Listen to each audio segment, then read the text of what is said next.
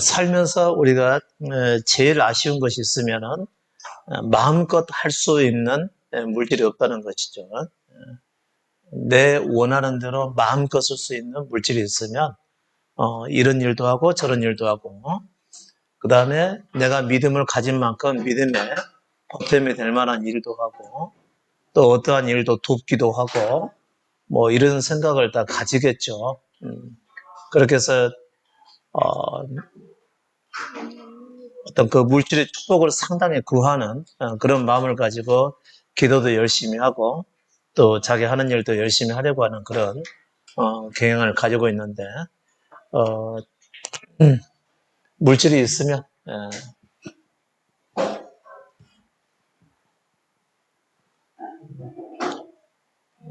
계획도 그만큼 많이 따르게 되겠죠. 많은 계획이 있게 될 텐데 여러분 이것 자체가 문제인 게 뭐냐면 이게 자기 원하는 대로 살려고 하는 거죠. 이건 믿음의 자세가 될 수가 없습니다. 좋은 마음을 품은 것은 인정을 하겠지만 그러나 그것은 믿음에서 난 것이 아니라는 거죠. 우리는 오직 주를 따르는 자이죠. 주를 따르는 자이지 자기 원대로 뭔가 하려고 하는 사람들이 아니라는 거죠. 자기 원대로 뭔가 행하고자 하는 그런 마음을 가지고 계시다고 한다면 믿음에 합당하지 않습니다. 현재 믿음 생활을 한 적이 없다는 의미도 되겠죠. 예수 그리스도를 믿는다고 하는 의미는 그런 게 아니죠. 예. 자기 원대로 살지 않고 주가 원하시는 대로 살기 위하여서 예수 그리스도의 말씀과 그의 인도하심을 따르는 것이 믿음이거든요. 언제까지요? 우리 존재로부터 해방이 되기까지. 우리 존재로부터 구원을 받아서 주님의 품에 안식하여 들어갈 때까지이죠. 그때까지 주님을 따라가는 것이고 물론 그 이후에도 예수의 이름으로 살게 되겠죠. 그러니까 믿음의 삶을 시작을 했다고 한다면 이와 같은 마음을 품을 수가 없게끔 되어 있습니다. 아무리 이건 생각할 때 참 좋은 뜻이죠. 육신에서 나는 아주 좋은 뜻이긴 하지만 믿음에서 난 것이 아니라는 거죠.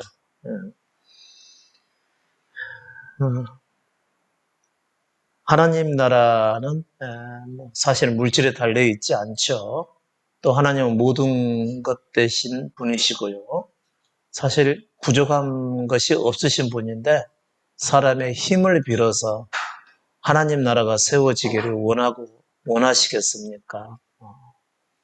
전능하신 그분이 어떻게 사람의 도움을 받기 위해서 기다리시겠습니까? 그럼 그 사람이 굉장히 믿음이 잘못된 것이고 본래 마음이 교만한 대로 살아가는 것 뿐인 거죠. 이건 교만한 마음입니다. 중요한 것은 내가 오늘 주님과의 관계 속에서 어떻게 살아가느냐. 이게 중요한 것이죠. 그래서 우리에게서 항상 우리 믿음에 있어서 항상 요구되는 것은 겸손이죠. 자기를 낮추는 겸손이 없으면요. 겸손이 없으면 믿음의 삶은 불가능합니다. 자기를 낮추는 거죠. 자기를 낮춘다는 얘기는 자기 원대로 행하지 않겠다는 것이죠. 그래서 제가 이것을 여러분에게 이것은 자기를 낮추고 주를 따라간다는 것은 주께서 인도하신 대로 행하겠다는 것이기 때문에 주어진 삶을 살아가는 것이라고 말씀해 드렸습니다. 실패가 찾아왔으면 찾아온 대로, 어려움이 찾아왔으면 어려운 대로, 그리고 여러 가지 시험이나 환란이 찾아왔으면 찾아온 대로 주께서 인도하시는 환경에 내 자신을 보게 하고 또 나를 단련시키고 연단시키고 그렇게 행해 주시도록 그분께 완전히 드려버리는 삶이 자기를 낮춘 삶이죠. 그리고 자기를 낮추고 그리스도를 따르고자 할 때 그분께서 인도하시는 삶이 곧 주어진 삶이죠. 그러니까 여러분에게 있어서의 주어진 삶이라고 하는 것은 분명하죠. 먼저 자기를 낮추는 것이 가장 필요하겠죠. 스스로 살기를 거부하는 것이죠. 내가 원하는 대로, 내가 계획한 대로, 내가 주장하는 대로, 또 내가 하고 싶어 하는 대로 행하는 그것은 믿음의 삶이 될 수가 없고요. 그것은 교만에 해당이 되겠죠. 어떻게 보면, 내게 물질이 주어지게 되면 내가 주님의 나라를 위해서 뭐든지 행하겠다라고 하는 것은 겸손이 아니라 겸손의 반대 개념은 교만이 되겠죠. 이것은 본래 우리가 사실은 교만하기 때문에 그런 거죠. 좋은 뜻이긴 하나, 그러나 하나님께서는 육신의 것을 받지 않으시는 거죠. 그러니까 항상 내가 생각에 좋은 일이라고 해서 모두에게 좋은 것은 결코 아닙니다. 내가 좋은 뜻을 품고 하나님을 섬긴다고 해서 하나님께 영광 돌아가는 것이 결코 아닙니다. 내가 좋은 뜻을 품고 그 하나님과 관련된 일을 돕겠다고 하는 것이 라면 그것은 겸손이 아니라 교만이 될 수가 있는 것이죠. 그 결과는 사실 굉장히 참담하죠. 본인이 자만해지는 거죠. 자만해지고 자만해지는 만큼 자기를 높이게 되고요. 자기를 높이는 만큼 다른 사람을 멸시하게 되고 이미 자신이 하나님의 자리에 앉아 있어서 사람들을 판단하고 또 정죄하고 또 미워하거나 그것 때문에 또 다른 사람과 분쟁이 일어나기도 하고 아주 그 결과는 말할 수 없이 참담합니다. 그게 육신의 삶인 것이죠. 그러니까 참 믿음이라고 하는 것은 오직 자기를 낮추고 그리스도를 따라가는 것이죠. 아무리 옳다고 여겨지는 것이라도 자기 속에서 나오는 생각이라고 한다면 내려놓으실 줄 알아야 되는 것이죠.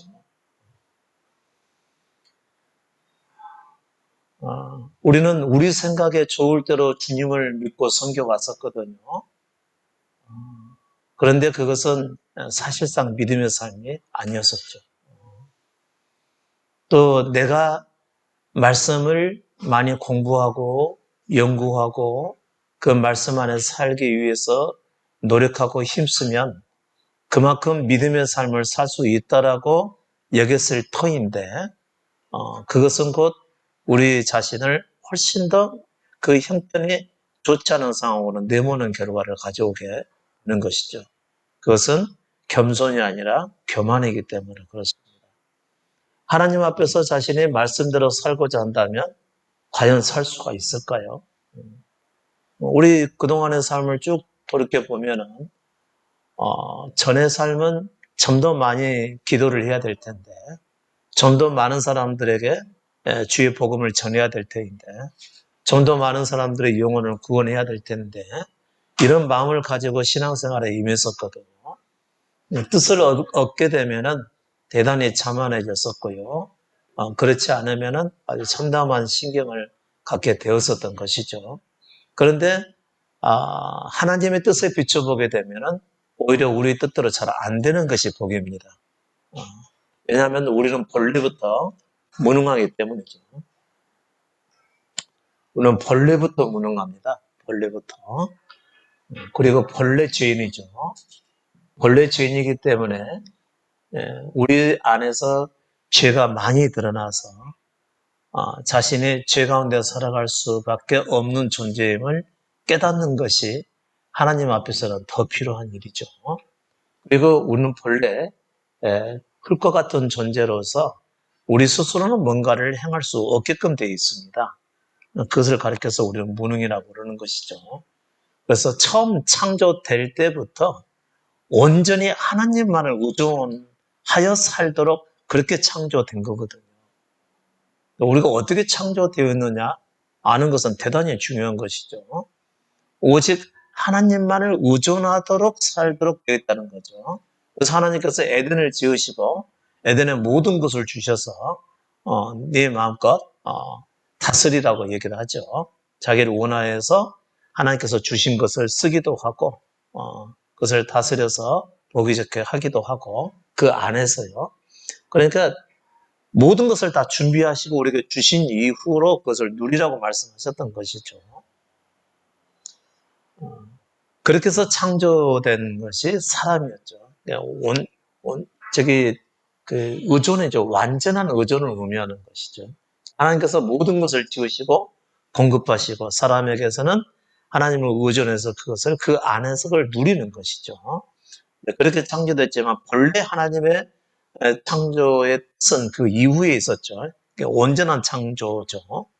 다시 말하면 흙에 속한 우리가 그 자체로서 영원한 삶을 그냥 누리고 또 즐겁게 살아가는 것이 아니고 하나님이 우리 안에 들어오셔서 우리 존재가 바뀌는 걸 얘기하는 점.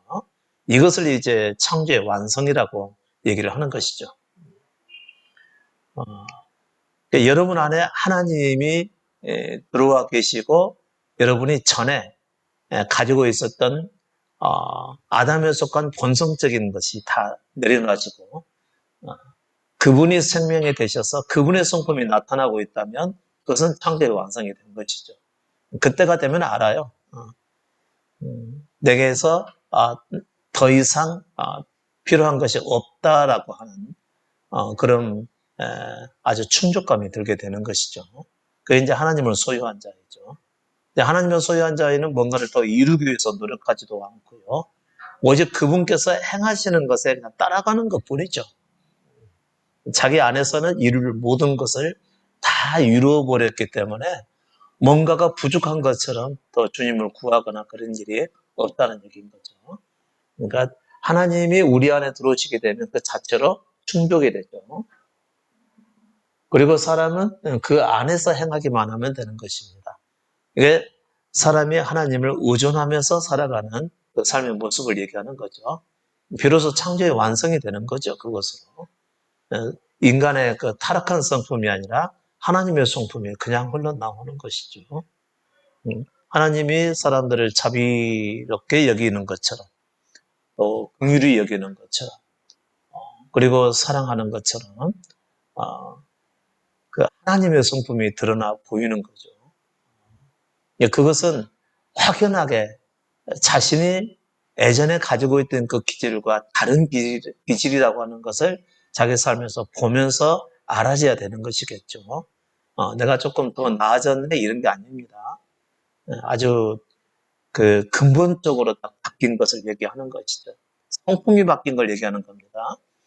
예전보다도 더 열심히 교회를 다니게 됐다. 더 많은 시간 기도하게 됐다. 더 자주 말씀 안에서 살게 되었다. 이런 걸 얘기하는 거 아닙니다. 그 사람의 본성에서 나오는 것이 육신에서 나온 것인가 아니면 하나님에게서 나온 것인가 이것을 보고 알 수가 있는 것이죠. 그래서 많은 지나간 기독교 지도자들이 하나님의 말씀을 증거하고 또 집회를 열면서 말씀을 증거할 때 굉장히 겸손과는 거리가 먼 모습들을 많이 보여줬기 때문에 그것을 보고서 저는 많이 고민을 했었죠. 정말 하나님을 소유한 사람이 저렇게도 하는 것인가? 물론 이제 그때 당시에 저도 사람을 판단하는 그런 상황이었었죠. 뭐가 진리인지 모르기 때문에 그렇게 했었죠. 그러면서 늘 마음에 의문을 품게 된 거죠. 과연 하나님을 소유한 사람이 저렇게도 할 수가 있는 것인가? 이런 거예요. 그리고 이해하지 못한 모습을 봤을 때 정말 하나님을 소유한 게 맞고 정말 하나님의 종으로서의 삶을 살아가고 있는 것인지 거기에 대한 의문이 참 많았었죠. 또 교회 안에서도 역시 마찬가지죠. 목소리가 크고 자기 주장에 강한 사람들의 항상 그 지도자적인 위치에서 사람들을 이끌어가는 모습을 보고서요. 그것도 굉장히 상당히 의문스러웠었죠.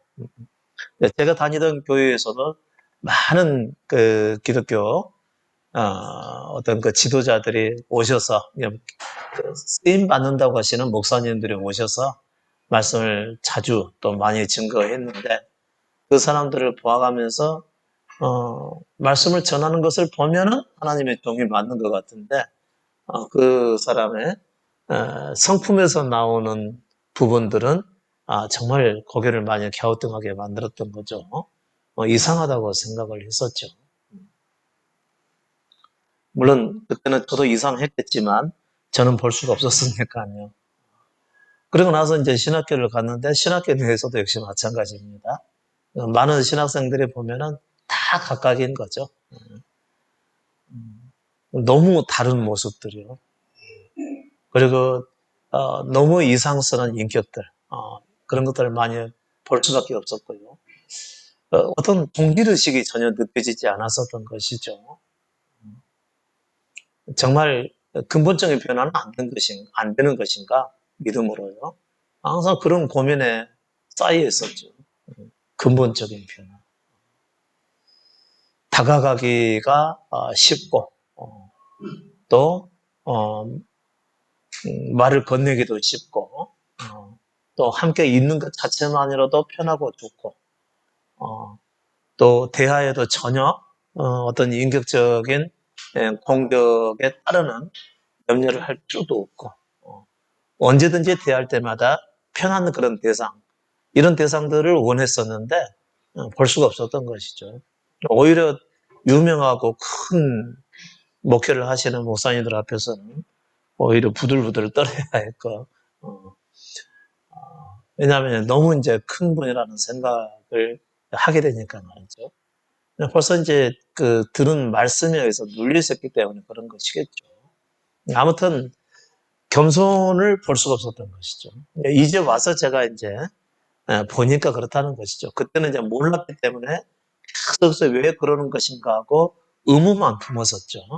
근데 이제 나중에 진리를 알고 나서 보니까 겸손이 결여되어 있다는 거죠. 겸손. 겸손은 예수 그리스도를 믿게 될 때 우리 스스로는 결코 의로운 삶을 살아갈 수가 없으니까 우리 존재를 온전히 그분께 드려버리는 거죠. 드린다는 의미에는 내가 이렇게 살아야 되겠다, 이렇게 주님을 섬겨야 되겠다, 그리스도인으로서 이렇게 행해야 되겠다, 이와 같은 게 다 없어지는 걸 얘기하는 겁니다. 내가 아무리 행했어도 하나님의 뜻대로 살아갈 수가 없었으니까 자기를 주님 앞에 드리고 그분께서 이끄신 대로 그냥 살아야 되겠다, 이런 것을 가지고 오는 겸손이라고 얘기를 하는 겁니다. 그 다음에 또 한 가지는 아주 심각한 것이죠. 그 심각성은 뭐냐면 내 안에는 선한 것이 없다라고 하는 점이죠.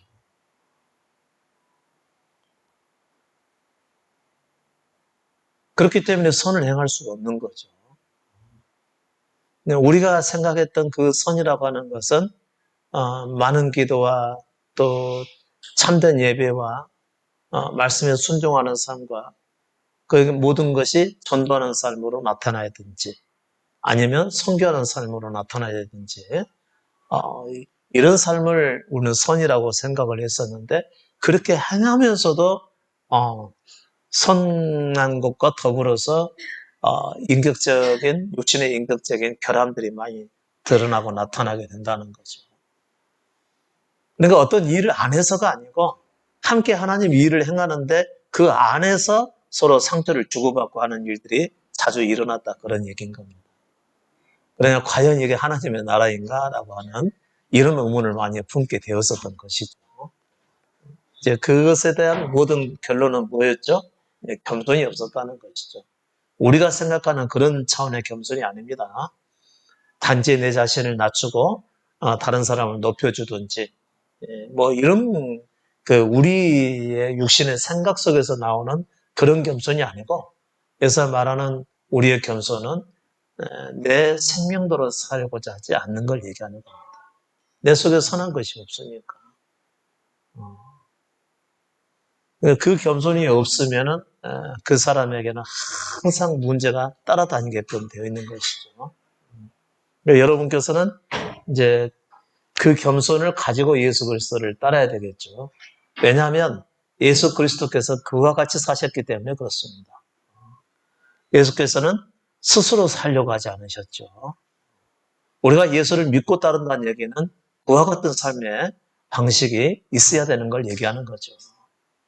옳다고 해서 자기 원대로 행하지 않고 이건 선한 것이니까 꼭 해야 돼 라고 하지 않고 자기 속에서 나오는 모든 것들은 육신의 생각 속에서 나온 것이기 때문에 하나님을 영화롭게 할 수 없다라는 점이죠.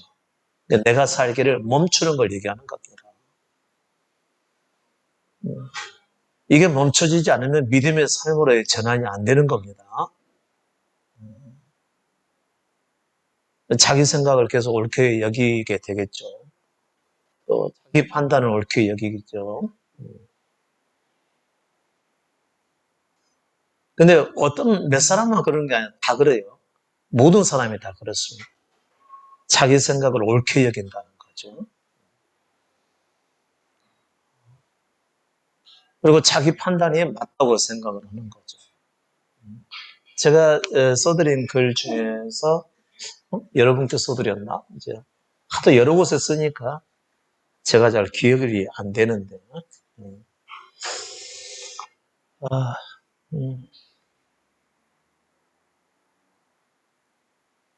우리 속에서 나오는 판단은 항상 옳은 것만은 아닙니다. 누구에게 어떤 말을 들었을 경우에 우리는 대개 그 사람의 말을 신뢰하고 정말 그러냐 하고 믿어버리고 또 퍼뜨리게 되거든요. 여러분 우리 들은 말이 다가 아닙니다. 근데 들은 말은 이제 누군가에게서 전해 들었기 때문에 내가 틀렸을 수도 있다라고 하는 것이 어느 정도 가정이 돼 있죠. 근데 가장 문제는 뭐죠? 내가 본 것이죠. 내가 보고 판단한 것이면 거의 의심 없이 믿어버리는 경향이 있다는 거죠. 왜냐하면 자기도 판단하는 어떤 기준이 있고요. 선악에 대한 분별도 있고 그러니까 그와 같은 판단과 어떤 기준에 의해서 상대를 보고서 정죄하게 된다면 그것을 거의 맞는 것으로 확정을 해버리는 것이죠. 그런데 자초지종을 다 알아보기 전까지는 분명히 본 것이 아닙니다. 그냥 말하는 것도 마찬가지죠. 다른 사람에게서 들은 말을 가지고 판단하기에는 아직 이르죠. 반드시 상대의 말까지 다 들어보셔야 됩니다. 쉽게 얘기하면은 부부가 싸우면 한 사람 말만 들으면 절대 안 된다는 거죠. 두 사람 말을 다 들어봐야 되는 겁니다. 처음에 듣게 되면 참 그 사람 나쁜 사람이었네요. 이렇게 말했지만 그 사람 말 딱 들어보면은 이제 헷갈리기 시작을 하죠. 좀 더 분명히 들으면 판단을 못 내립니다. 누가 옳다라고. 판단을 내릴 수가 없는 거죠. 각자의 보는 눈이 다르기 때문에 그런 거죠. 그러니까 우리가 들었다 하더라도 자기의 생각과 판단이 옳다라고 여기는 것, 그건 잘못입니다. 그 다음에 내가 본 것이라도 보고 경험한 것이라도 아닐 수 있다라고 하는 것을 늘 가정하셔야 되는 거죠. 그래서 늘 내려놓을 수가 있어야 되는 거죠. 상대와의 대화를 통해서. 그것을 가리키는 겸손이라고 하는 것이죠. 이제 진정한 겸손은 뭐냐면 육신에서 나오는 나의 판단과 주장을 다 내려놓고 오직 그리스도께서 이끄신 대로 따라가고자 하는 것을 우리는 겸손이라고 얘기를 하는 거죠. 그와 같은 겸손이 없다면 믿음의 삶을 살아갈 수가 없습니다. 유대인들이 예수 그리스도를 믿음으로 받아들였을 때는 어떤 상황이냐면요. 이 사람들은 평생 하나님의 율법 안에서 살았던 자들이잖아요. 그 말씀대로 살아가면서 깊이 있게 연구를 했고 어떻게 사는 것이 진정한 참된 삶인지를 연구하면서 살았던 자들이었거든요. 그런데 그리스도를 그 중에서 기다렸던 사람들이 있었다는 거죠. 하나님의 말씀으로 살아가는 것으로도 안 된다는 것을 경험한 사람들이죠. 이래도 안 되고 저래도 안 되고. 왜죠? 말씀이 잘못돼서 문제였나요? 아니면 우리 존재가 잘못돼서의 문제였을까요? 자기 존재죠. 죄인으로 탄생한 우리 존재가 문제가 있었던 것이죠. 적어도 자기를 본 사람들은 예수 그리스도를 믿게 될 때 스스로 살기를 멈추고 예수 그리스도를 따라가게끔 되어 있습니다. 그것을 가리켜서 자기를 부인하고 자기 십자가를 지고 예수 그리스도를 따라가는 것이라고 말씀한 것이죠. 적어도 우리는 예수를 믿을 때 그와 같이 믿었어야 정상이라고 하는 거죠. 그렇게 믿지 않으면은 아직도 믿음의 삶을 시작했다고 볼 수가 없습니다. 또 완벽하게 살아야 된다는 의미가 아닙니다. 적어도 그 위치에서 예수 그리스도를 따라야지만이 진정한 믿음이라고 하는 것을 자기가 확신을 해야 되는 것이죠. 단지 인주에 오셔가지고 말씀을 듣고 또 참된 믿음의 말씀을 듣고 있다고 해서 믿음의 삶을 살아가고 있는 것이 결코 아닙니다. 여러분 스스로가 내 모든 생각에는 문제가 있고 나는 죄인으로 탄생해서 나의 판단은 언제든지 틀릴 수 있다라고 하는 것을 가정을 하시고 그리스도의 말씀을 따라가셔야만 되는 거죠. 그것을 우리는 겸손이라고 얘기하는 것입니다. 여기에서 우리가 절대로 행하지 말 것은 전통을 따라가는 것이죠. 기독교 전통을 따라가는 거죠.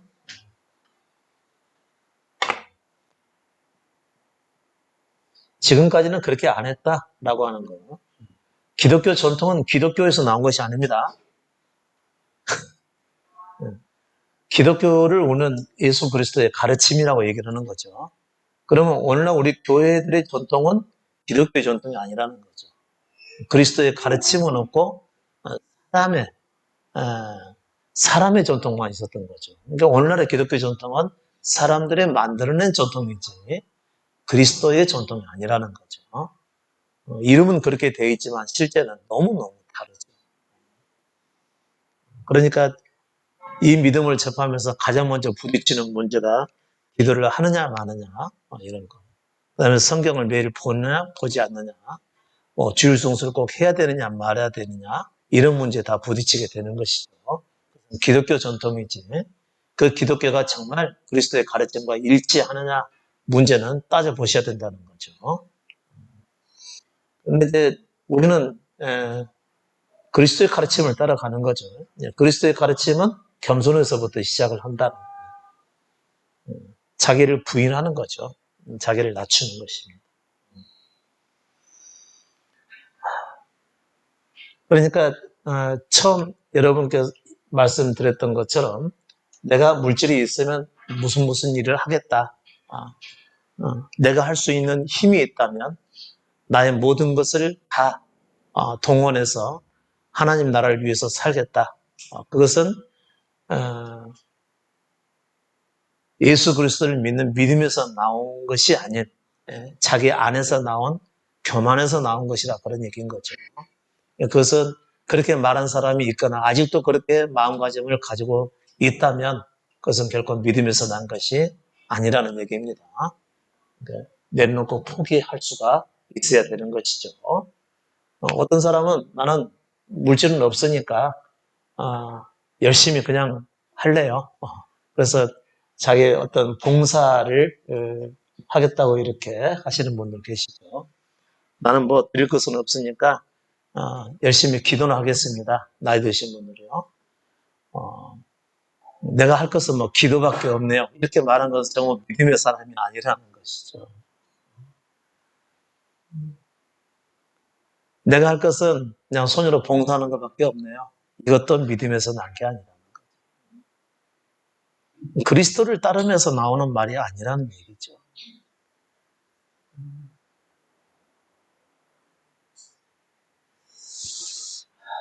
그러니까 물질도 역시 마찬가지죠. 봉사도 마찬가지고 뭐 기도, 그다음에 선교나 뭐 헌신, 다 우리가 기독교 전통에서 배워왔던 것들은 사실상 믿음에서 난 것이라고 볼 수가 없습니다.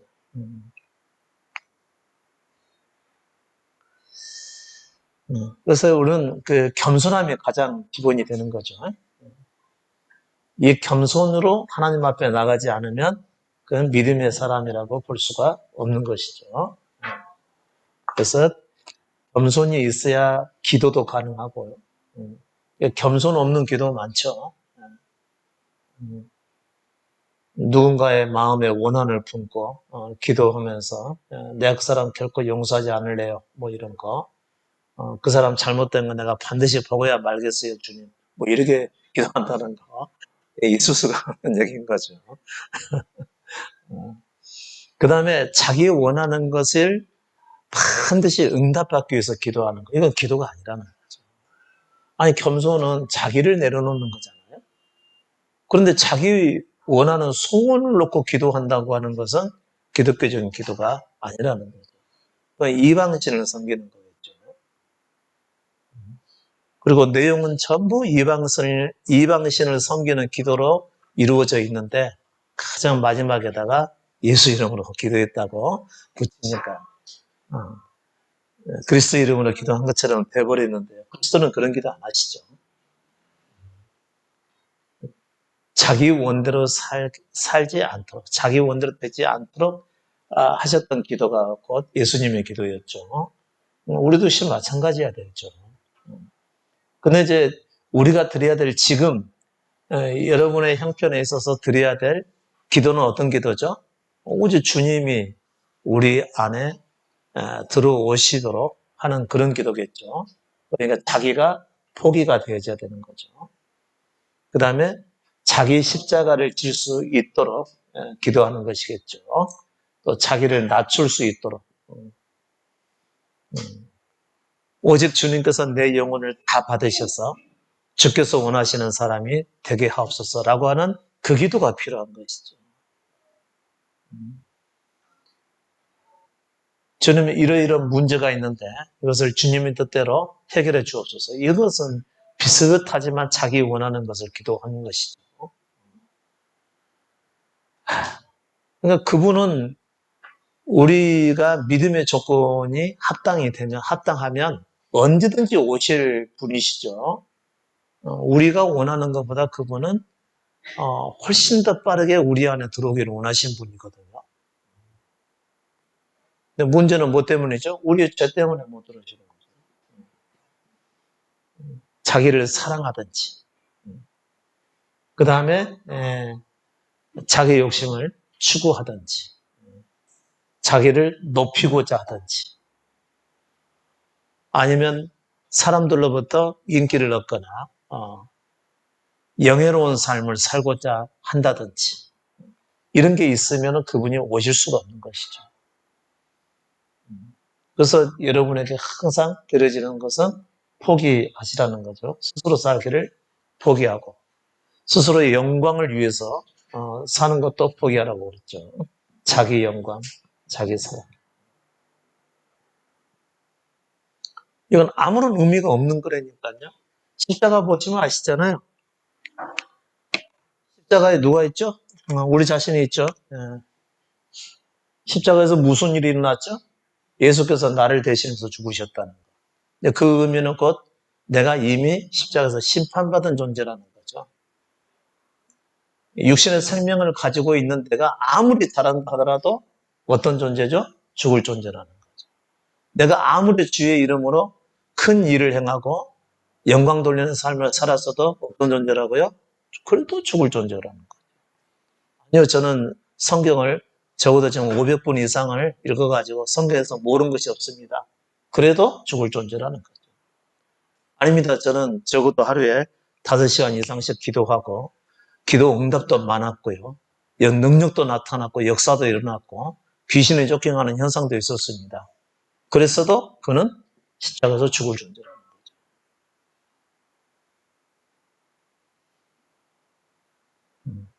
육신이 행한 것이기 때문에 그런 거죠. 십자가의 의미가 뭐죠? 육신으로 온 우리가 예수께서 대신한 죽음이 있었던 것이고 십자가 아닙니까? 근데 자기는 자기를 산자로 여긴다는 거죠. 그건 예수께서 받으셨으니까 다 끝난 것이고 저는 이제 산자 아닙니까? 아니에요. 우리 육신의 본성이 죽어져야 되는 것을 의미하는 겁니다. 단지 그분께서 대신 받으셨다는 것뿐이죠. 대신 받으셨다는 것을 믿는다면 자기를 죽은 자로 얘기해야 되고 육신대로 살기를 거부하는 자야 정상적인 믿음을 가진 자라는 거죠. 근데 안 믿잖아요. 안 믿은 믿음으로 오지 않으니까 여전히 자기가 사는 것이죠. 그러니까 자기가 기도하는 일이 발생하는 것이죠. 자기 영광. 내가 나를 사랑하지 말아야 되는데 왜 이렇게 안 되는가 모르겠어요.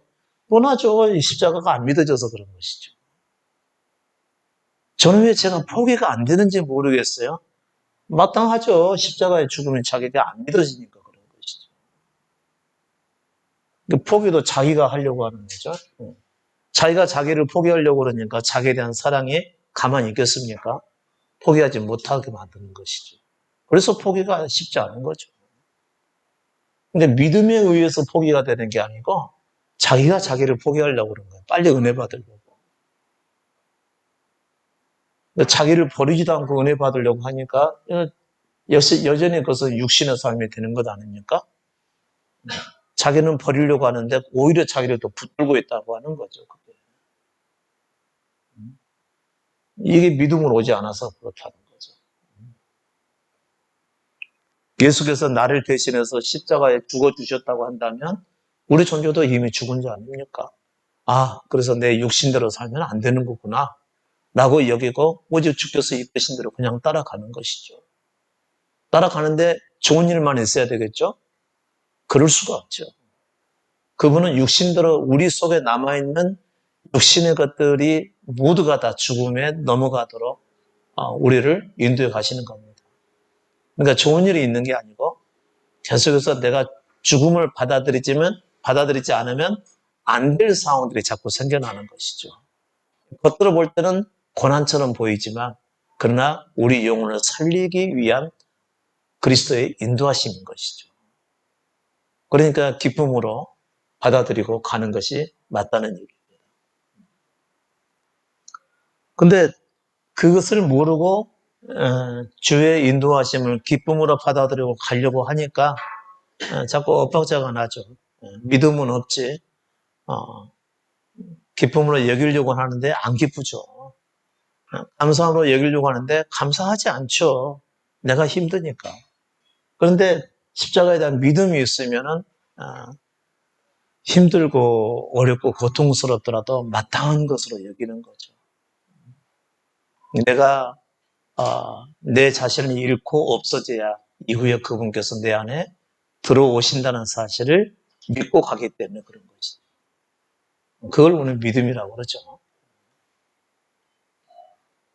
그러니까 한국교회가 그동안 우리가 원하는 대로 기도하면 다 응답받을 것처럼 이렇게 막 얘기를 했었는데요. 그건 잘못된 겁니다. 실제로 기도해가지고 응답받는 사람들은 별로 없어요. 그리고 별로 없는 경우도 딱 열어놓고 보면은 마땅히 그럴 수밖에 없었구만 하는 그런 상황일 경우도 많고요. 갑자기 여기서 무슨 기적이 임해서 그렇게 되는 경우도 사실 별로 없어요. 그러니까 1000명, 2000명이나 1000명 중에서 한 명 있을까 말까 한 그것을 가지고 이제 마치 기도만 하면 다 될 것처럼 이렇게 말씀을 전해왔던 사람들이 있었죠. 그러니까 사람들이 또 나도 기도하면 다 될 걸로 생각을 하고 나도 기도만 하면은 잘 믿지도 않는 내 남편 돌아올 걸로 생각을 하고 있고 얼마나 우리는 많은 시간 동안을 헛되게 살아왔는지 모르죠. 덕분에 기도원이 상당히 부흥이 됐었죠. 근데 그건 말씀 안에서 부흥이 된 것이 아니죠. 사람들의 어떤 욕심에서 비롯된 것이죠.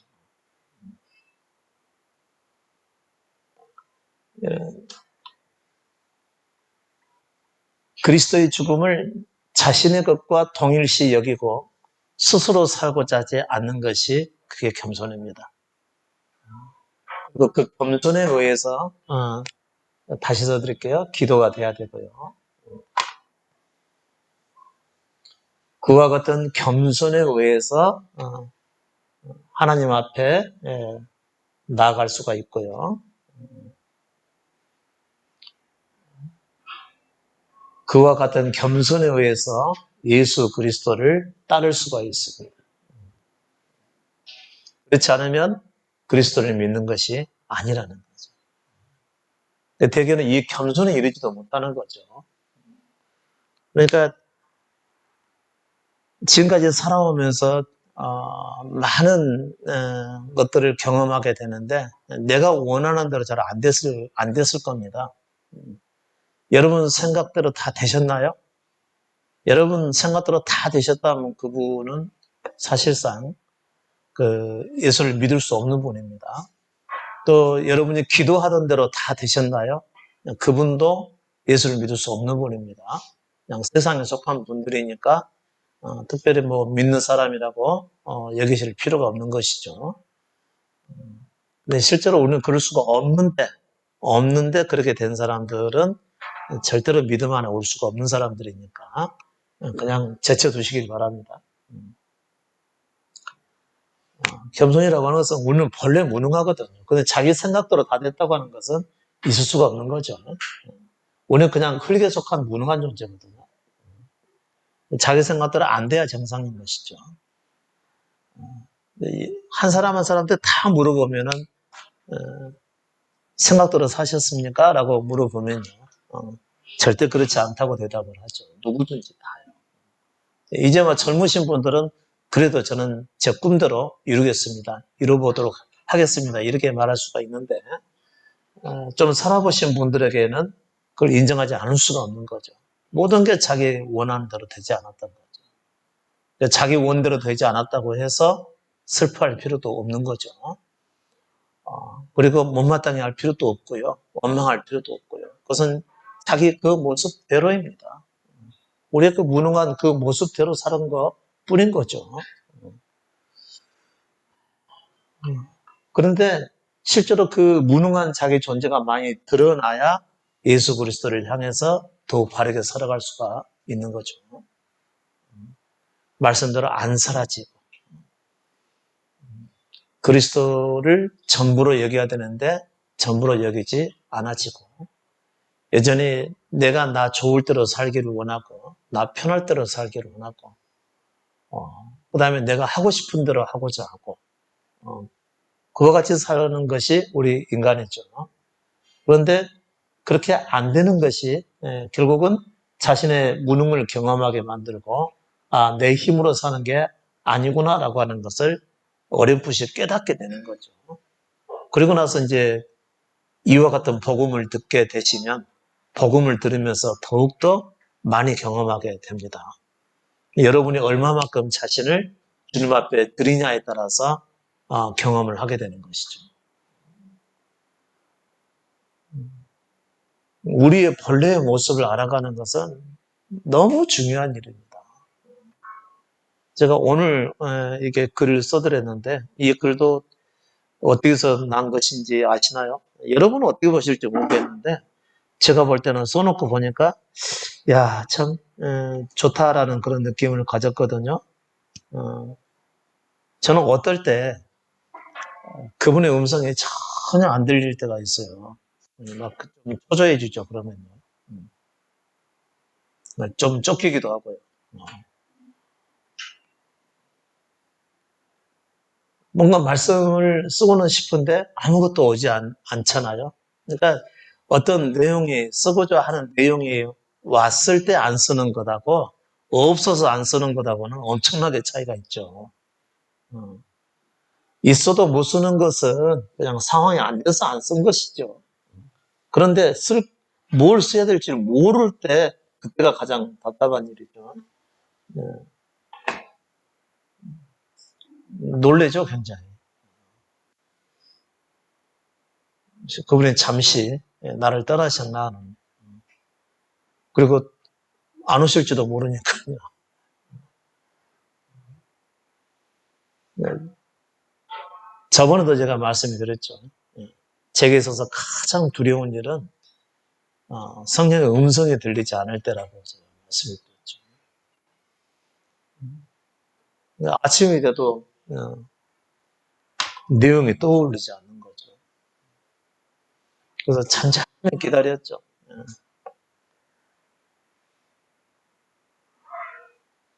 자기 존재에 대한 죽음을 확인하는 거예요. 하나님께서 언제 우리 삶 가운데 나타나시냐면 우리 존재의 죽음이 우리 안에 있을 때죠.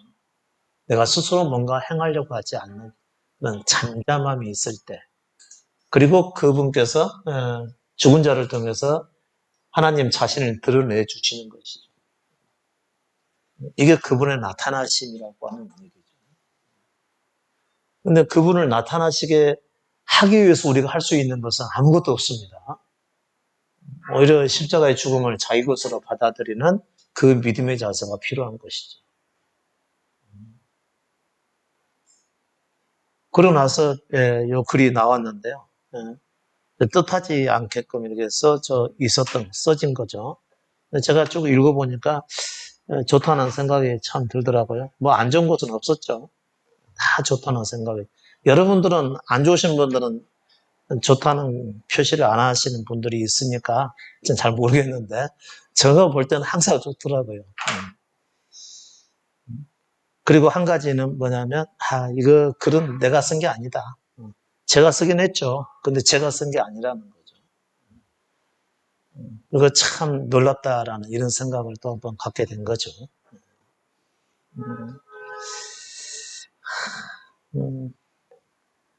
십자가 앞으로 나가라. 아무것도 아닌 자가 기꺼이 되어야 그리스도가 전부와 생명이 되어 주실 것이다. 이렇게 써드린 거죠. 자기 존재에 대한 죽음이 있을 때 그분의 자신을 드러내신다고 하는 것. 이게 그 진리라는 거죠. 예수 그리스도께서도 스스로 아무것도 행하려 하지 않을 때 하나님께서 말씀하시고 하나님께서 예수 그리스도를 통해서 일하시고 거기에 따라서 그리스도도 함께 일하시고 또 되어질 일을 미리 보여주셔서 본 것을 말씀하게 하시고 그건 다 예수 그리스도니까 자신의 십자가를 붙들었기 때문에 가능했던 일인 것이고 우리가 앞으로도 경험해야 될 것들은 뭐냐면 십자가 곧 자기 죽음을 붙드는 것이죠. 그러니까 지금 현재 내가 어떤 형편에 있는지 이거 생각할 필요가 있어요, 없어요? 없습니다.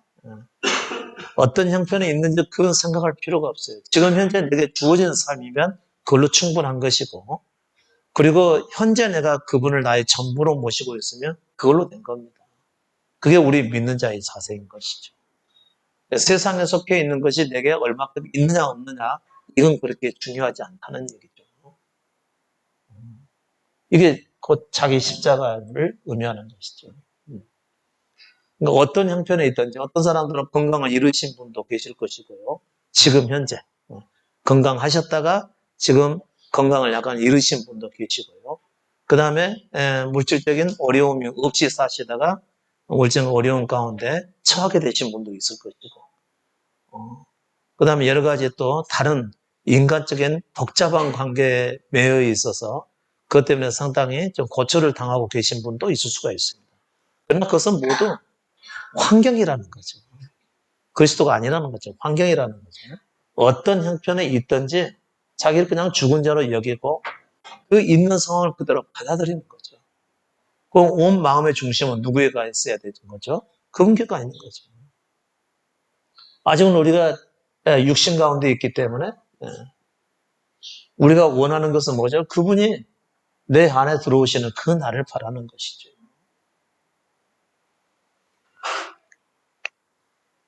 근데 베드로 그 사도도 베드로서에서 글을 쓸 때 오직 그 날에 임하기를 간절히 구하고 바라라고 했던 것이죠.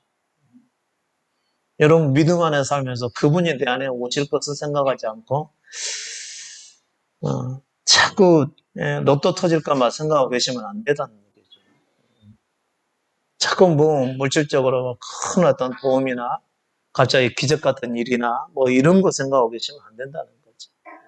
그것은 여러분이 아직도 믿음을 향한 마음이 부족해서 그런 것이죠. 어떻게든 사라져요.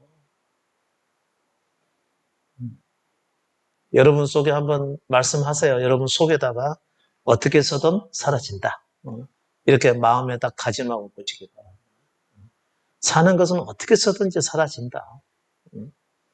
문제는 내게 있어서 문제는 그분이 나의 전부가 되시는 일이다.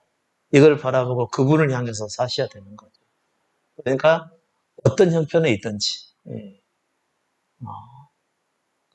건강이 무너졌든지 물질적 어려움을 경험하든지 어려운 인간관계에 놓여 있든지 안 그러면 내일 이후의 삶이 어떻게 펼쳐질지 모르는 아주 암담한 상황이 있든지 어떤 상황에 있든지 나의 온 마음의 중심은 그리스도께 가 계셔야 된다는 거죠.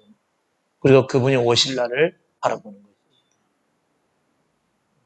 이런 말씀 듣는 것이 복된 것입니다. 이런 말씀 듣는 거예요. 좋아지겠다는 것도 아니고 복된 일이 막 있을 거라는 것도 아닌데 이런 말씀 듣는 것이 복된 일이래요. 그게 바로 계시록에 나와 있는 말씀인 거죠. 이 말씀을 듣는 자들이 복이 있나니. 계시록의 내용들은 살아가면서 우리가 당해야 될 많은 시험과 어려움과 고난들을 영적으로 풀어낸 말씀들이죠. 앞으로 현세에서 물리적으로 그런 일들이 찾아온다는 그런 일이라기보다도 믿는 자 개인에게 찾아오게 될 여러 가지 어려움과 시험과 연난들 이런 것들을 얘기하는 것입니다. 그것을 영적으로 풀어서 이렇게 말씀해 놓은 것이죠. 그러니까 어떤 상황이 찾아온다 하더라도 믿음을 잃지 말고 계속해서 그리스도가 내 안에 오시기를 바라고 확신하고 나가라 그런 거죠. 그리고 가장 마지막에 뭘로 맞춰지죠? 아멘 주 예수여 오시옵소서. 그것은 내게 생명을 주러 오시라는 그런 의미인 것이죠. 계시록을 보고서 앞으로 언젠가 오게 될 어떤 물리적 현상이라고 생각하시면 좋은 세월 다 놓치게 됩니다. 그것은 그 영적인 말씀, 우리 영적 삶에 관한 말씀이니까 어디서든지 계시록 제대로 풀어준다고 해서 가게 되면 다 그것은 실제와 상관이 없는 육신의 눈으로 오해하고 풀어낸 사람의 말에 불과하다고 하는 것이죠. 그게 그렇게 필요했으면 바울도 같은 말을 했겠죠. 근데 바울은 그런 얘기 없었죠. 오직 바울은 십자가만 얘기한 거죠. 내 존재의 죽음을 내가 받아들이고 스스로 살려고 하지 않는 겸손이 필요하다고 얘기를 한 것입니다. 그래서 베드로도 똑같은 겸손을 얘기했던 것이죠. 베드로서 5장 5절에 보게 되면 그런 말씀이 나와 있어요. 젊은 자들아 이와 같이 장로들에게 순복하고 다 서로 겸손으로 허리를 동이라. 하나님이 교만한 자를 대적하시되 겸손한 자들에게는 은혜를 주시느니라. 그러므로 하나님의 능하신 손 아래서 겸손하라. 때가 되면 너희를 높이시리라. 때가 되면 너희를 높이시리라. 그분이 계신 것까지 높이신다는 얘기겠죠. 때가 되면 높이신다는 얘기는 겸손에 처하고 행하게 되면 하나님의 보좌에까지 높이시게 되죠. 이걸 얘기하는 건데 구원이죠. 우리의 영의 위치가 하나님에 계신 전전에까지 오르게 되는 사건이 그가 높이시는 사건이래요. 그러니까 계속해서 겸손을 유지하라 그런 것이죠. 그러니까 겸손에 따르는 염려를 하지 말라 그런 것이죠. 내가 스스로 행하려고 하지 않을 때 여러 가지 염려스러운 사건들도 함께 생기는 거거든요. 염려하지 말라는 거죠. 그래서 그 다음 절에 염려하지 말라고 나오죠. 너희 염려를 다 주께 맡겨버려라. 이는 제가 너희를 권고하십니다. 그러니까 이 겸손의 상황을 꾸준하게 유지하고 하게 되면 내가 뭔가 할 수 있어서 내 힘으로 모든 상황들을 처리해 가게 되면은 염려할 수가 없겠죠. 그러나 내가 내 자신을 낮추고 그분이 오심을 기다리게 되면 염려할 상황도 생기게 되는 거죠. 우리 힘으로 할 수가 없으니까 염려할 상황이 생기는 거죠.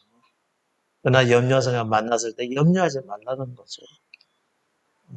우리 자신을 그리스도께 맡겨버린 사람들은 오직 그리스도께서 주가 되셔서 우리를 인도해 가시는 거거든요. 항상 마음에 또 그때 이렇게 생각하셔야 돼요. 주님이 하시겠지. 주님의 그 뜻대로 내게 행하시겠지.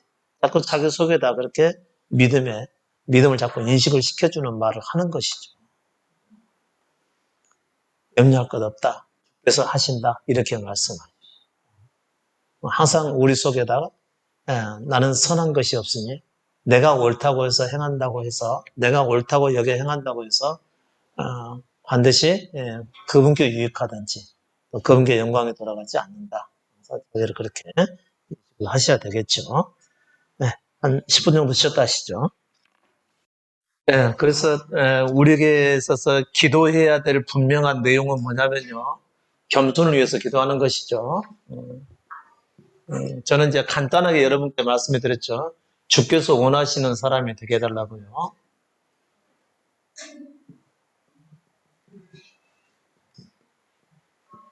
주께서 원하시는 사람이 되게 해달라고. 그 내용 안에 다 들어가 있습니다. 그러니까 여러분이 자기 원하는 어떤 모습대로 살기를 거부하고 오직 주께서 원하시는 사람이 되게 해달라고 그러면 여러분의 삶 가운데서는 어떤 것이 구체적으로 내게 꼭 필요한 것인지 잘 모르니까 만나는 상황들을 모두 말씀 안에서 소화하시면 되겠죠. 이게 이제 우리 자신을 낮춰가는 길이죠. 자기 자신을 낮추는 길이죠. 다시 말하면 이것은 예수 그리스도를 따라가는 길입니다. 그리스도께서 가시던 길을 가고 싶으시지 않습니까? 여러분 예전에 찬송할 때도 다 그런 찬송 부르셨죠. 뭐 주의 길을 가리라. 그 주의 길을 가리라고 말씀하시는 것은 여러분께서 이미 그 길을 가겠다고 하신 것인데 거기에는 정말 문제가 들어가 있죠. 내가 동의하는 범위 안에서의 주님을 따라가는 길이었죠. 내가 동의하는 범위 안에서요. 그런데 믿음이라고 하는 것은 자기를 온전히 내려놓는 것이기 때문에 자기가 살기를 포기하는 것이기 때문에 어떤 그 전제상을 두지 않는 것이죠. 주님께서 나를 어떻게 쓰시든지 간에 어떻게 내 삶에 행하시든지 간에 오직 나를 주께서 원하시는 사람으로 만들어 주옵소서라고 이렇게 기도하는 것이 진정한 겸손의 기도가 되겠죠. 이런 기도만이 응답이 되고 그 외에는 여러분 전부 다른 기도가 되겠죠. 꾸준히 이와 같은 기도를 하실 수 있기를 바랍니다. 그 다음에 자기를 낮추는 것이 자기 속에 있는 육신의 생각을 멈추는 거죠. 육신의 생각을 내려놓는 거죠. 뭐 포기 내려놓으면 다 같은 얘기인데요. 육신의 생각을 내려놓고 살다 보면은 우리는 자기 생각에 홀똘하게 빠져 있는 데가 너무 많아요. 자기 생각에. 그리고 항상 자기에게 좋은 생각만 하게 되죠. 좋은 일이 있을 거라고 하는 거. 그 다음에 자기 원하는 대로 되는 모습. 이거 벌써 눈에 그리고 있죠. 그리고 자고 일어나면은 뭔가가 자기에게 좋은 기적이 일어날 것 같은 그런 생각에 빠져 있고요. 이게 다 육신에서 나오는 생각들이죠. 그런 생각들을 모두 내려놓으셔야 되겠죠. 그리고 그리스도를 따라가셔야만 되는데, 그러면 어디까지 육신의 생각이냐? 이제 이게 중요하겠죠. 어디까지 육신의 생각이냐? 제외되는 것이 있습니다. 육신의 생각에서. 그것은 합리적인 일. 육신의 생각이라도 합리적인 일은 따르시라 그런 얘기인 거죠. 이럴 때 이게 합리적이다. 합리적이라는 얘기는 이치에 합하다는 그런 뜻인데 여기에는 공의가 들어가 있죠. 모든 사람에게 좋은 결과를 가져오는 것. 이게 바로 합리적인 것이죠. 물론 이제 그 몇몇 사람은 조금 손해나 피해를 입을 수도 있는 문제지만 전체적으로 볼 때는 공의로운 일이다 라고 하는 것이 합리적인 방식인 거죠. 이것은 육신에서 나온 생각이라도 따르셔야 된다는 거죠. 그 다음에 또 뭐죠? 마땅한 일. 마땅한 일. 대개는 마땅한 일이라 할지라도 피하려고 하는죠. 왜냐하면 자기가 조금이라도 손해를 입게 되고 또 피해도 보게 되는 것이고 자기가 희생돼야 되는 그런 문제이기 때문에 그래도 이게 마땅하다 그러면 하셔야 되는 것이죠. 그 다음에 상식적인 일. 상식적인 것은 육신에서 나온 것이라도 피해서는 안 된다 그런 얘기인 거고요. 그 다음에 뭐 비슷한 얘기이지만 당연한 일, 당연한 거, 상식적인 일, 당연한 것, 마땅한 일, 합리적인 일, 육신에 나온 것이라 할지라도 이와 같은 일은 행하는 것이고 이와 같은 일이라 할지라도 행할 능력이 현재 내게 주어지지 않았다라고 한다면 잠잠하셔야 되겠죠. 잠잠하시고 기다리셔야 되겠죠. 합당한 일이라 할지라도 못할 때가 있거든요. 마땅히 해야 될 일도 못할 상황이 있거든요. 그래서 우리는 시험 중이라고 얘기를 하는 거죠. 시험과 환란, 그리고 또는 연단 받는 중에 있어서 내가 원하는 대로 할 수 없는 그런 상황에 처했을 때를 얘기하는 거죠. 그럴 때는 잠잠하게 계셔야 되는 거죠. 자신을 주님 앞에 드렸기 때문에 그런 상황 오는 것 아닙니까? 특히나 요 믿음을 따라가면서 말이죠. 이 믿음 안에 살면서 그런 일들이 찾아오게 되면 마땅히 행해야 될 이와 같은 일들은 여러분 살면서 행하시고 그 외에 관련된 것은 뭐 자기에게 유익하거나 자기의 이익이 되거나 또 뭐 자기 유익을 구하거나 이와 같은 것들은 다 내려놓으시는 것이 맞다 그런 얘기인 거죠. 그래서 이와 같은 마땅한 일은 행하면서 주의 오심을 기다리는 것이죠. 이게 여러분의 믿음의 삶이 되어야만 됩니다. 근데 이것을 가지고는 조금 부족하니까 좀 더 구체적으로 예수께서 우리에게 말씀하셨죠. 그게 이제 거의가 다 우리 마태복음 5장, 6장, 7장에 나와 있는 말씀들이죠. 그 중에서 몇 가지 또 이렇게 말씀을 드리겠습니다. 마태복음 5장 38절 말씀 보면은 이런 말씀 나와 있어요. 한번 찾아보시죠. 여러분 눈으로 보시는 게 더 좋을 것 같네요. 마태복음 5장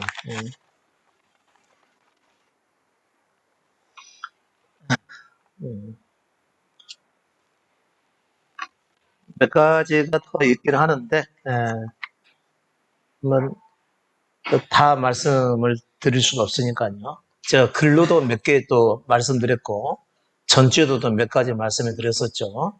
그러나 모두 5장, 6장, 7장에 있는 그런 말씀들입니다. 5장 38절 말씀 보게 되면 또 눈은 눈으로 이는 이로 갚으라 하였다는 것을 너희가 들었으나 나는 너희에게 이르노니 악한 자를 대적하지 말라. 누구든지 네 오른편을 뺨을 치거든 왼편도 돌려대며 악한 자를 대적지 말라.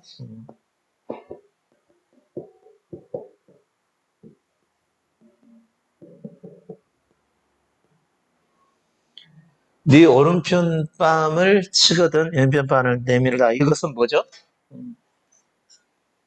하라는 대로 하게 그냥 두라는 것이죠. 나를 넘어뜨리려 하고 내 것을 빼앗으려 하고 그런 일을 여러분 만납니다. 우리에게 악한 자라고 하는 뭐 복면을 쓴 데다가 거기다가 나 악한 자다 써놓고 우리에게 오지는 않죠. 써놓고 오지는 않습니다. 그런데 여러분께서 이제 악한 일을 당할 때를 얘기하는 거죠. 아무 잘못도 없이 내가 피해를 당할 입장에 서 있을 때를 얘기하는 거죠. 근데 그런 사람들을 대적하지 말라는 것이죠. 가능하면 합리적인 선에서 대해야 되겠지만 상대가 강할 경우에는 내 것을 빼앗으려고 할 경우에는 이제 적으로 나타나게 되겠죠. 그렇게 한다 하더라도 그러면 당신 원하는 대로 다 해라 그런 뜻이겠죠. 오른편 뺨을 치거든 왼편 뺨을 내밀라는 얘기는 당신이 원하는 대로 하라. 내게는 주가 따로 계시기 때문에 그분께 나는 하겠다. 그분께 내 문제를 가지고 얘기하겠다. 그러니까 너는 네 할 대로 다 해라 이런 얘기겠죠. 그래서 악한 자를 대적해 원수를 여러분이 갚으려고 하지 말라 그런 얘기인 거죠. 이런 일을 당하면 잠도 안 옵니다. 잠 안 와도 우리에게는 주가 계시다는 거죠. 그거 자꾸 잊어버리시면 안 됩니다. 내가 정말 당할 수 없는 일을 당해가지고 이런 억울한 중에 있는데 라고 생각을 하시고 잠도 못 주무시고 그러실 텐데 잠 당연히 안 오죠. 이런 일 당하면은. 그러나 우리는 주가 계시다는 거죠. 주님이 보시고 내가 말씀대로 행하는지 아닌지를 보는 거죠. 근데 저는 이것을 그냥 단순하게 한마디로 말씀해 드렸죠. 뭐죠? 주어진 대로 사시라는 거예요. 누가 내 걸 가져가려고 하면 그냥 가져가려고 하더라도 두라 그러는 것이죠. 그게 주어진 것이라고 그랬죠. 근데 여러분들은 이제 그것을 다르게 해석을 하겠죠. 아니, 이거 피해야 되고 어떻게 해서든지 내가 당하지 않으려고 하는 것이 주어지는 것 아닙니까? 이렇게 말씀하시는데 그게 아니라는 거죠. 그냥 주어진 대로 이런 일이 찾아왔으면 내게 불리한 일이라 할지라도 그냥 받아들이라 그런 뜻인 거죠. 이걸 지켜가면서 그리스도를 따르시면 됩니다. 그 다음에 6장 15절 말씀도 있는데요. 6장 2절 말씀도 있네요.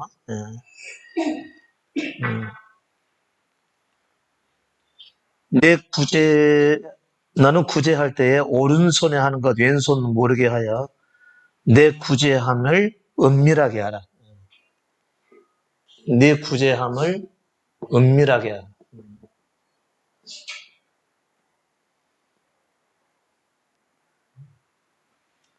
오른손에 하는 것을 왼손이 모르게 하여 은밀하게 하라. 알리지 않게 하라 그런 뜻이겠죠.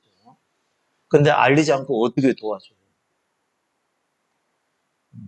그러면 요즘의 상황으로 이것을 해석을 하게 되면 어떻게 되는 거죠? 구제할 때 은밀하게 하라. 구제할 때 은밀하게 하게 되면 아무도 보지 않기 때문에 사람들에게 자기를 자랑 삼아서 얘기할 수가 없겠죠. 그렇죠? 그럴 마음이 없다는 걸 얘기하는 거죠. 그건 오늘날에는 어떻게 하냐고. 그때 당시에는 이게 가능했겠죠. 워낙 인적이 드문 곳이고 또 몰래 도와줄 수 있는 그런 상황이었고요. 그렇지만 요즘에는 몰래 도와줄 수 있어요, 없어요? 없습니다. 그럴 바에는 알려버리라는 거죠. 이거 제가 할게요 해가지고 하셔버리라는 거죠. 그렇게 하게 되면은 자기를 높이지 않는다는 거죠, 본인이. 근데 모든 사람이 어차피 알 것을 가지고 본인하기 은밀하게 행하잖아요. 그렇게 되면은 은근히 기대를 해요. 사람들 알아줄 것을. 근데 본인이 한다고 하고 그냥 해버리라는 거죠. 그렇게 되면은 자기를 높일 이유가 없다는 거죠. 그럴 때는 아예 발설을 해버리고 행하라 그런 거죠. 억지로 꼭 은밀하게 하라고 했다고 해서 모르게만 하라는 의미가 아니고요. 여기서 말하는 것은 자기에게 공을 돌리거나 그 행한 것으로 자기를 높이려 하거나 내가 다른 사람은 낫다는 생각을 하거나 사람들에게 자랑하고 싶어 하거나 이런 마음이 들게 하는 것을 얘기하는 겁니다. 그런 마음이 들지 않도록 하라는 것이죠. 그렇게 되면 사람들에게 영광을 받을 이유가 없는 것이죠. 그러니까 문제는 사람들에게 영광을 받게 되면 본인이 높아질 것을 예상을 하게 돼 있고 그 다음에 교만함에 나가기 때문에 그런 것이죠. 하나님께서 가장 싫은 것은 뭐냐면 우리 자신을 높이는 일이죠. 교만하게 되는 것이죠. 자기를 다른 사람과 좀 다르게 특별한 존재라고 여기게 만드는 거. 이게 문제라는 거죠. 그렇게 행하지 않도록 은밀하게 하라는 얘기인데 오늘날 상황은 조금 예전과는 다릅니다. 몰래 하고 싶어도 몰래 할 수 없는 상황이 생기게 되죠. 오른손이 하는 거 왼손이 모르게 해버렸으면 아무도 모르니까, 아무도 모르고 자기 자기도 모르는 그런 상황이 되게 될 테니까 영광을 구할 일이 없죠, 사람들에게. 근데 오늘날은 그게 불가능하거든. 거의 다 알아버리거든. 도와준다고 얼마 드릴게요 해가지고 딱 돈을 딱 해서 보냈는데 통장에 찍혀버리잖아. 어떻게 모르게 어떻게 할 수가 있어? 다 알아버리지. 음, 음. 이렇게 이런 일이 있어서 이렇게 하고 싶은데 그냥 받아주세요. 제 성의입니다. 이렇게 하게 되면은 자기들끼리만 알고 단서 안 알리게 되면 그냥 좋은 일이 되는 것이죠. 근데 일부러 그것을 해놓고 나서 입 딱 닫고 있으면 주변 사람 자꾸 알아볼 것 아니겠어요? 그럼 은근히 퍼지게 되고 사람들이 알아줄 것을 기대하게 된다는 거죠. 결국은 자기 존재의 교만함으로 나가게 되는 겁니다. 자꾸 알아주기를 원하는 거. 근데 교회는 안 그러죠, 그렇죠? 우리가 몇 군데 선교하면도 다 써놓는 거죠. 어떤 사람들 얘기 들어보니까 예전에는 뭐 선교지에나 그 다음에 일반 그 어려운 교회 도울 때 10만 원씩 해서 계속 보내주지 않습니까? 지금은 그때 10만 원은 거의 상당히 그 돈의 가치가 떨어져서 큰 역할을 하지 못하는데 그렇게 해서 많은 교회를 돕고 있다라고 얼마씩 돕는다는 것도 안 써놓고 그냥 여러 교회를 많은 교회를 돕는다고 이렇게 자랑을 하죠. 그것은 이미 상을 다 받아버리는 이유라는 얘기죠. 사람의 일이라는 거죠. 정말 도울 생각이라고 한다면 은밀하게 하는 것이 맞는 거죠. 근데 이제 사람들이 안 알아주니까 우리 교회 이렇게 좋은 교회라고 해서 막 자랑을 하죠. 그것은 이미 말씀하고 너무 멀죠. 여러분 삶도 마찬가지죠. 그러니까 은밀하게 하는 것 자체가 어려우니까 차라리 자기에게 영광이 돌아오지 않도록 처신하는 것이 맞다는 얘기입니다.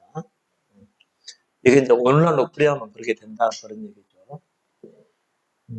자, 육신대로 살지는 않는데 그러나 합리적이고 공의로운 일, 마땅한 일, 상식적인 일은 행하면서 육신대로 살지 않는 것. 그럼 이것은 남들을 구제할 때 은밀하게 하는 것은 자기의 영광이 드러나는 상황이 돼버리기 때문에 이것을 은밀하게 하라고 얘기했던 것이죠. 근데 이제 요즘 상황에서는 모르게 한다고 하는 것이 어려우니까 자기에게 영광을 돌리지 않도록 하라는 것이 의미하는 거겠죠. 자, 그 다음에 사람에게 보이려고 기도하지 말라는 거죠. 보이기 위한 기도. 그래서 계속 그리스도의 말씀은 은밀하게 하라고 얘기를 하는 것이죠. 사람에게 보이기 위해서 기도하지 마라.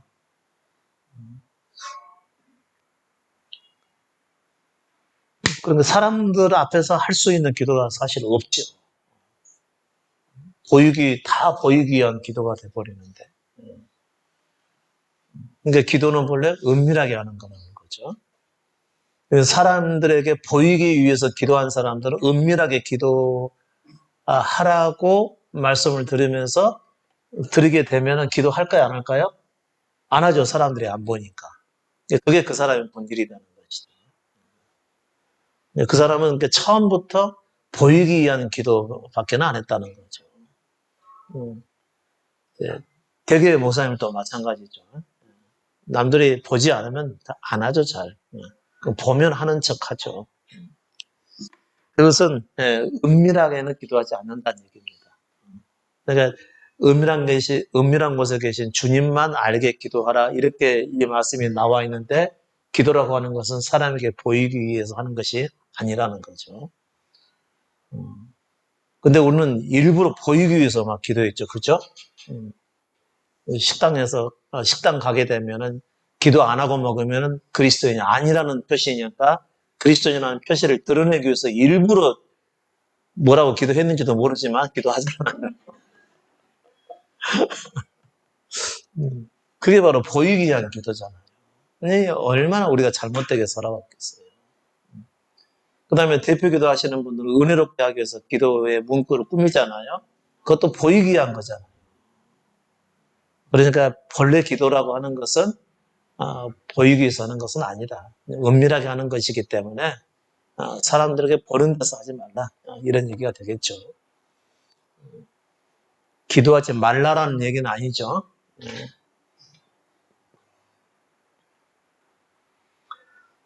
그 다음에 마땅히 지금 우리가 지켜야 될 것들이죠. 6장 17절 말씀 보면 이런 말씀이죠. 금식할 때에 슬픈 기색을 내지 마라. 사람에게 보이려고 얼굴을 흉하게 하느니라. 사람에게 보이지 않고 은밀한 중인 계신 너희 아버지께만 행하라. 그런 거죠. 이제 금식할 때도 마찬가지죠. 우리는 금식할 때 아예 공포를 하죠. 나 며칠부터 금식한다. 그리고 금식하는 중에도 결코 이렇게 뭔가 아주 초췌한 모습을 사람들에게 보이죠. 근데 어떤 사람들은 그러면 안 되니까 일부러 이제 화장도 진하게 하고 일부러 표시를 안 내게 하기 위해서 감추는데 그것 역시 사람에게 보이기 위한 것일 수 있습니다. 차라리 안 하는 게 맞아요. 왜냐하면 육신으로 행하는 것들은 항상 그렇게 되어 있습니다. 그 다음에 19절 말씀. 너희를 위하여 보물을 땅에 쌓아두지 말라. 거기는 좀과 동록이 행하며 도적이 구멍을 뚫고 도적질 하느니라. 보물을 땅에 쌓아두지 말라는 거죠. 그러니까 헌금하라는 얘기입니까? 보물을 땅에 쌓아두지 말라는 얘기가 헌금하라는 얘기입니까? 아니잖아요. 모든 삶에서 내게 있어서 가장 소중하다고 여기는 것은 하나님의 나라를 구하라는 거죠. 하나님의 나라와 그분의 의를 구하라는 거죠. 진정한 믿음을 향해서 또 그리스도를 우리의 생명으로 얻기 위한 것을 가장 우선순위에 두라 이런 얘기죠. 이게 보물을 땅에 쌓아두지 말고 하늘에 쌓아두라는 얘기겠죠. 보물이 뭐예요? 우리에게서 가장 소중한 거잖아요. 내 삶에 있어서 가장 소중한 것은 곧 하나님을 나의 생명으로 받게 되는 것 아닙니까? 그래서 우리의 참된 믿음을 위해서 힘쓰는 것이 가장 중요한 일이다. 이런 얘기인 거죠. 거기다가 힘쓰시라는 것이죠.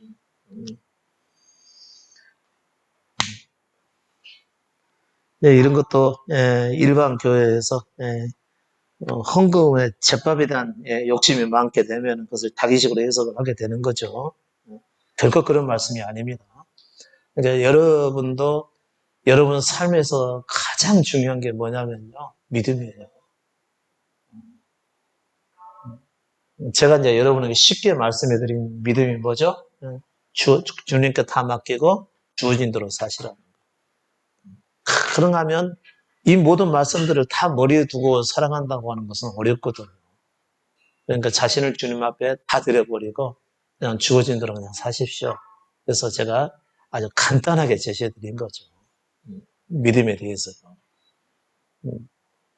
그런데 그것도 이제 우리의 간사한 생각은 자꾸 자기를 위해서 유리하게 써먹는 그런 경우가 많은데 그래서는 안 되죠.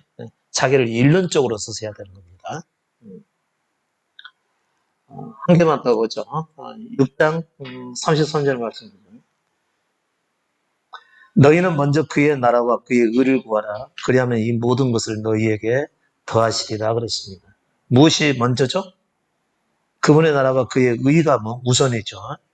그리하면 이 모든 것을 너희에게 더하시리라. 이것은 뭐죠? 살아가면서 우리의 필요를 얘기하는 거죠. 이 모든 것. 그러니까 먼저 그분의 나라와 그분의 의를 구하는 것이 항상 우선이다. 이런 얘기인 거죠. 여러분께서 먹는 것, 마시는 것, 그 다음에 어디를 다니시고, 어디를 가고, 즐거운 시간을 보내고, 누구를 만나고, 어디 여행을 가든가, 이 모든 것의 중심은 오직 그의 나라와 그의 의를 구하는 거죠. 그의 나라는 하나님의 나라죠. 하나님의 나라는 그분이 내 안에 오시는 것이지 내가 하나님 나라를 만드는 것이 아닙니다. 내가 있는 현장을 하나님 나라처럼 꾸미는 게 결코 아니에요. 일반 중세 교회처럼 아니면 일반 교회들처럼 마치 예배당을 하나님 나라처럼 꾸며놓는 것이 있는데 그거 다 육신에서 나온 것들이죠. 그분의 나라는 여기서 말씀하는 그분의 나라는 그분께서 우리 안에 들어오시는 걸 의미하는 겁니다. 그러면 내가 그분의 나라가 되는 거죠. 자신이 그분의 나라가 되도록 그것을 먼저 구하라는 것이고 그분의 의는 뭐죠? 그분이 행하시도록 내가 스스로 살기를 포기하라 이런 얘기인 겁니다. 그분이 행하시도록 내가 살기를 포기하라는 것이 그분의 의죠. 이게 가장 우선이라는 거죠. 이것을 이루기 위해서 살게 되면 나머지는 그가 공급하시리다. 그런 뜻이라는 거죠. 그러니까 너무 그런 것에 대해서는 염려하여 살지 말라 이런 얘기입니다.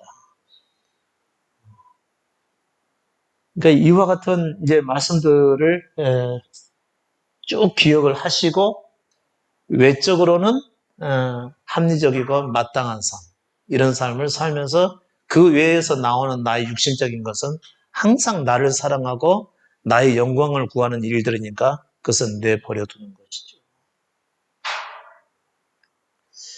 혹시 자기 영광을 구하는 게 뭔지 모를 수 있을까요? 자기가 사람들로부터 인정받고 높아지는 걸 얘기하는 겁니다. 그러니까 내가 사람들에게 완전히 재초tum을 당하고 따돌림을 당하고 어떤 주목도 받지 못하는 상황이 온다 하더라도 그것을 마땅히 여기시면 되는 거예요. 믿음을 쫓는 사람들은요. 그게 육신의 사람들은 그런 상황에 오게 되면은 화가 치밀죠. 그런데 십자가를 붙들고 가는 사람들은 그렇게 되는 것이 오히려 자신에게 복이 된다고 하는 것을 아셔야만 됩니다. 그렇게 하고 주어진 대로 그냥 사시고 내게 주어진 일이 이렇게 살아가는 것이다. 그러면은 그걸 마땅하게 여겨야 되는 것이죠. 그게 주님을 믿고 따라가는 사람의 삶의 방식이고 모습이죠. 자, 오늘은 여기까지 하겠습니다.